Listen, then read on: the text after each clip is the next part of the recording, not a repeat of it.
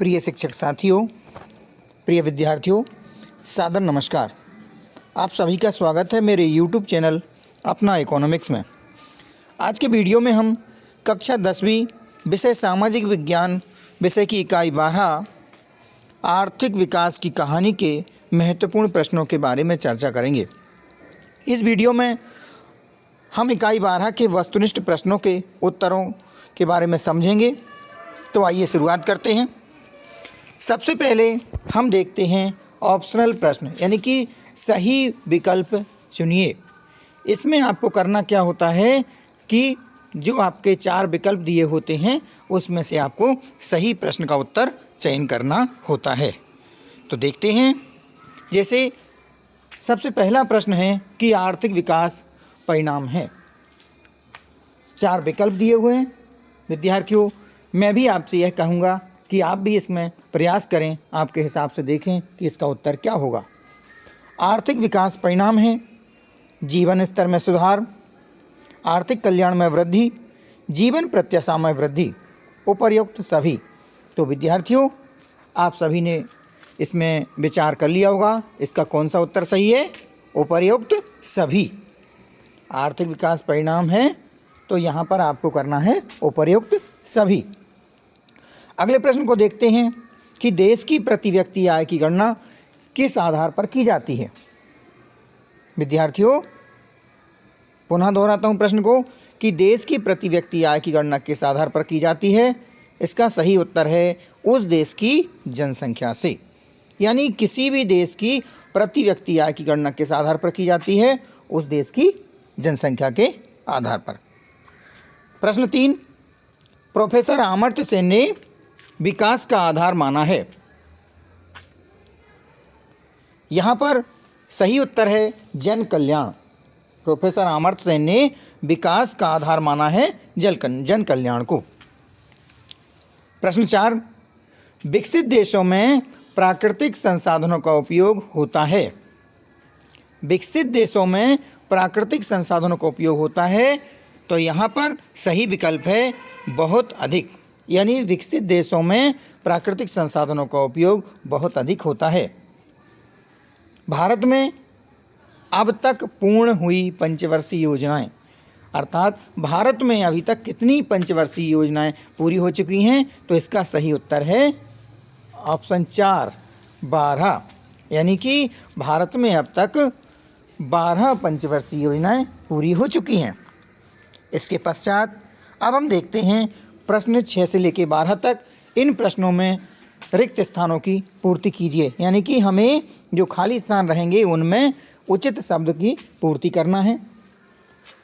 प्रश्न 6, आर्थिक विकास से जनता के खाली स्थान स्तर में वृद्धि होती है। यानी पहला जो खाली स्थान है, रिक्त स्थान है, इसमें आएगा जीवन, यानी कि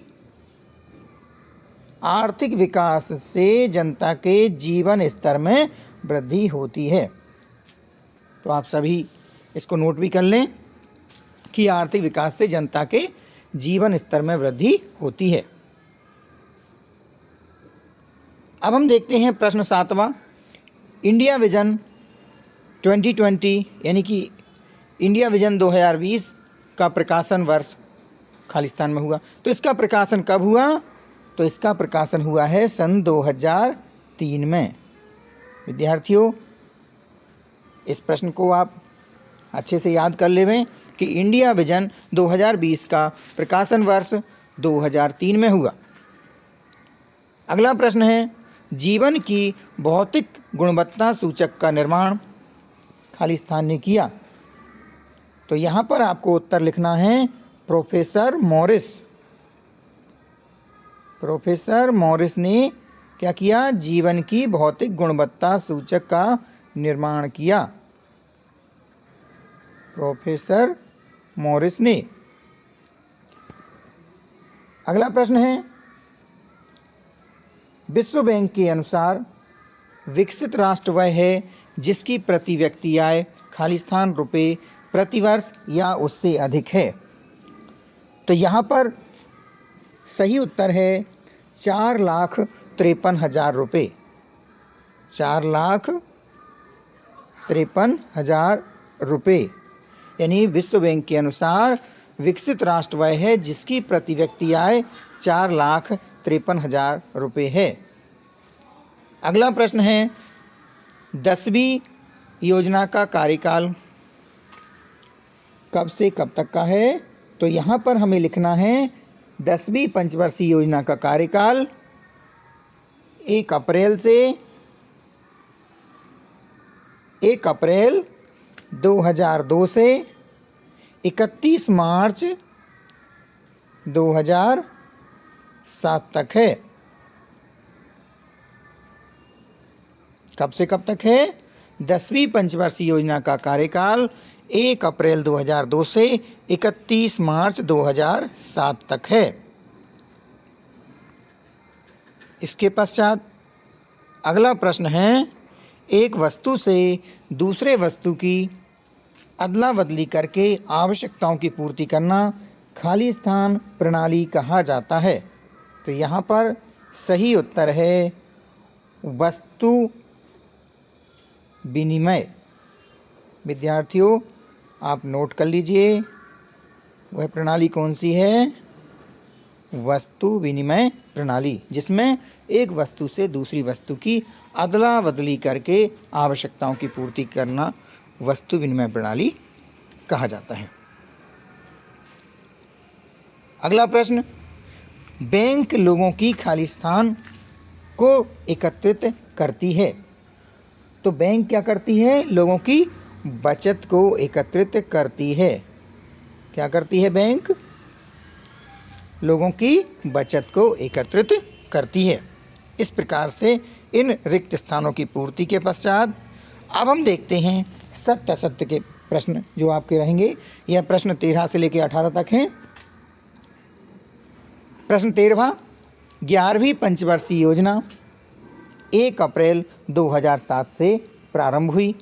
तो यह कथन सत्य है। तो विद्यार्थियों, आपको यहाँ पर सत्य लिखना है। अगला प्रश्न है अमर्त्य सेन अमेरिका के प्रसिद्ध अर्थशास्त्री हैं। यह कथन कैसा है? असत्य है। तो आपको असत्य लिखना है आपकी उत्तर पुस्तिका में। कार्ल मार्क्स ने आर्थिक विकास का आधार समाजवाद को माना है। प्रश्न 15 में पूछा है कि कार्ल मार्क्स ने आर्थिक विकास का आधार समाजवाद को माना गया है। यह कथन पूर्ण रूप से सत्य है। प्रश्न 16वां, प्रति व्यक्ति आय में वृद्धि के साथ राष्ट्रीय आय घटने लगती है। तो यह कथन असत्य है, यानी कि प्रति व्यक्ति आय में वृद्धि के साथ राष्ट्रीय आय घटती नहीं है बल्कि राष्ट्रीय आय बढ़ती है। प्रश्न 17वां, वर्ष 2005 के अनुसार भारत के अस्पतालों की कुल संख्या 27,770 लाख है। यह कथन सत्य है। प्रश्न 18वां, आर्थिक विकास एक सतत एवं निरंतर चलने वाली प्रक्रिया है। यह कथन कैसा है? यह कथन भी सत्य है। मैंने यहाँ पर सही और गलत के निशान लगाए हैं, लेकिन विद्यार्थियों से मैं यह कहना चाहूँगा कि आप इन कथन के सामने सत्य या असत्य ही लिखें। आइए अब हम देखते हैं ऐसे प्रश्न जिनके उत्तर हमें एक शब्द या एक वाक्य में देना है। तो प्रश्न क्रमांक 19, मानव विकास सूचकांक की गणना किसके आधार पर की जाती है? प्रश्न है कि मानव विकास सूचकांक की गणना किसके आधार पर की जाती है। यहाँ पर हमें किसी एक आधार को बताना है। तो मैं आपको बता दे रहा हूँ। यहाँ पर आप लिख सकते हैं जीवन प्रत्याशा। जीवन प्रत्याशा, जीवन प्रत्याशा, या फिर आप कोई दूसरा उत्तर भी इसमें दे सकते हैं, जैसे कि वयस्क साक्षरता दर या प्रति व्यक्ति सकल घरेलू उत्पाद। आप अपने हिसाब से कोई एक उत्तर दे सकते हैं। अगला प्रश्न है 20वां प्रश्न है कि भारत में प्रथम पंचवर्षीय योजना कब लागू की गई थी? तो भारत में प्रथम पंचवर्षीय योजना 1 अप्रैल 1951 में प्रारंभ की गई थी। 1 अप्रैल 51। तो भारत में प्रथम पंचवर्षीय योजना कब लागू की गई? 1 अप्रैल 1951 में। प्रश्न क्रमांक 21, नीति आयोग का गठन कब किया गया? तो नीति आयोग का गठन कब किया गया? 1 जनवरी 2015 को। विद्यार्थियों, नीति आयोग का गठन कब हुआ? 1 जनवरी सन 2015 को नीति आयोग का गठन किया गया। प्रति व्यक्ति आय, अगला प्रश्न देखते हैं। प्रति व्यक्ति आय ज्ञात करने का सूत्र बताइए। तो प्रति व्यक्ति आय ज्ञात करने का सूत्र क्या है? प्रति व्यक्ति आय बराबर राष्ट्रीय आय बटे देश की कुल जनसंख्या।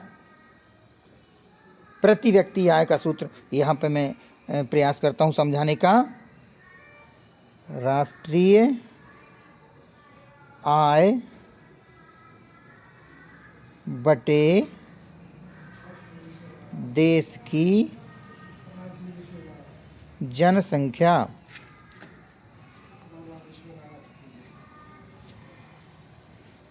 यानी राष्ट्रीय आय में हम जब देश की जनसंख्या से भाग दे देते हैं तो हमें प्रति व्यक्ति आय ज्ञात हो जाती है। प्रश्न क्रमांक 23, राष्ट्रीय आय का वित्त वर्ष क्या होता है? विद्यार्थियों, राष्ट्रीय आय ज्ञात करने का वित्तीय वर्ष क्या होता है? 1 अप्रैल से लेकर के 31 मार्च तक। 1 अप्रैल से 31 मार्च तक। तो राष्ट्रीय आय का वित्त वर्ष क्या होता है? 1 अप्रैल से 31 मार्च तक। इसके पश्चात प्रश्न क्रमांक 24, जीवन के भौतिक गुणों के सूचकांक का विकास किसने किया? जीवन के भौतिक गुणों के सूचकांक का विकास प्रोफेसर मॉरिस ने किया। प्रोफेसर मॉरिस ने जीवन के भौतिक गुणों के सूचकांक का विकास किया है। तो इस प्रकार से हमारे 24 प्रश्न यहाँ तक हो गए हैं। अब हम इसके पश्चात देखते हैं सही जोड़ी बनाइए। हमें सही जोड़ी बनाना है। सबसे पहला है राष्ट्रीय ग्रामीण रोजगार गारंटी योजना। इसकी जोड़ी कहाँ बनेगी? 100 दिवस से। यानी राष्ट्रीय ग्रामीण रोजगार गारंटी में 100 दिवस का रोजगार एक परिवार को उपलब्ध कराया जाता है। अमर्त्य सेन, इनकी हम जोड़ी मिलाएंगे आर्थिक कल्याण से। Reserve bank of India, reserve bank of India की जोड़ी, सही जोड़ी मिलाई जाएगी बैंकों का बैंक, क्योंकि रिजर्व बैंक ऑफ इंडिया क्या है? बैंकों का बैंक है। लक्ष्मी वाहिनी, लक्ष्मी वाहिनी क्या है? मोबाइल बैंक है। जॉब कार्ड की जोड़ी कहाँ मिलेगी? पंजीकृत परिवार से। और देश का पहला मोबाइल बैंक कहाँ पर? मध्य प्रदेश खरगोन में। इस प्रकार से हमारे प्रश्न क्रमांक 1 से लेकर के 30 तक के उत्तरों को मैंने आपको समझा दिया है। अब मैं आपको बताता हूँ ऐसे प्रश्न जिनके उत्तर आपको अपनी पुस्तक से या किसी अन्य गाइड से आपको अपनी सुविधा अनुसार आपके हिसाब से आप तैयार कर सकते हैं। प्रश्न आपको डिस्प्ले में दिख रहे हैं। राष्ट्रीय आय क्या है? इसे कैसे ज्ञात किया जाता है? प्रति व्यक्ति आय क्या है? इसकी गणना का सूत्र लिखिए। मानव विकास के संकेतक बनाने का मुख्य उद्देश्य लिखिए। इंडिया विजन 2020 क्या है? मानव विकास संकेतक के कितने वर्ग हैं? वर्णन कीजिए। साहूकारी व्यवस्था के दोष बताइए। वित्तीय प्रणाली से क्या तात्पर्य है? अगला प्रश्न है व्यापारिक बैंक किसे कहते हैं? वस्तु विनिमय प्रणाली की मुख्य समस्या क्या थी? एटीएम क्या है? इसके लाभ लिखिए। विश्व बैंक ने विकसित एवं विकासशील राष्ट्रों के मध्य अंतर करने के लिए कौन से मापदंड अपनाए हैं? भारत किन देशों में शामिल है? विकास मापने का यूएनडीपी का मापदंड किन पहलुओं में विश्व बैंक के मापदंड से अलग है? अगला प्रश्न है प्रति व्यक्ति आय कम होने पर भी केरल का मानव विकास क्रमांक पंजाब से ऊंचा है, इसलिए प्रति व्यक्ति आय एक उपयोगी मापदंड बिल्कुल नहीं है और राज्यों की तुलना के लिए इसका उपयोग नहीं करना चाहिए। क्या आप सहमत हैं? चर्चा कीजिए। अगला प्रश्न है, राष्ट्रीय ग्रामीण रोजगार गारंटी में रोजगार की उपलब्धता के बारे में बतलाइए। अगला प्रश्न, वस्तु विनिमय प्रणाली क्या है? इसकी मुख्य समस्या क्या है? इसकी प्रमुख 2 कठिनाइयों को उदाहरण सहित लिखिए। आर्थिक विकास की प्राचीन एवं नवीन अवधारणा को समझाइए। भारत के नियोजन की सफलता का संक्षिप्त वर्णन कीजिए। आर्थिक नियोजन का अर्थ बताते हुए भारत में नियोजन के प्रमुख उद्देश्य बताइए। मानव विकास संकेतक का अर्थ बताते हुए इसके घटकों की व्याख्या कीजिए। विकसित एवं विकासशील अर्थव्यवस्था में अंतर बताइए। विद्यार्थियों, वस्तुनिष्ठ प्रश्नों के उत्तर मैंने आपको हल करा दिए हैं। इसके अतिरिक्त जो कुछ प्रश्न ऐसे हैं जो कि वार्षिक परीक्षा में पूछे जा सकते हैं, इन प्रश्नों के उत्तर आप अपनी पुस्तक से या किसी गाइड से तैयार कर सकते हैं। यदि आपको वीडियो अच्छा लगा हो, जानकारी अच्छी लगी हो, तो आप अपने अन्य साथियों को शेयर करें। यदि अभी तक आपने चैनल को सब्सक्राइब नहीं किया है तो सब्सक्राइब कर लें, ताकि मेरे द्वारा अपलोड किए जा रहे जो वीडियो हैं उनका आपको नोटिफिकेशन मिल सके। आप सभी का बहुत बहुत धन्यवाद।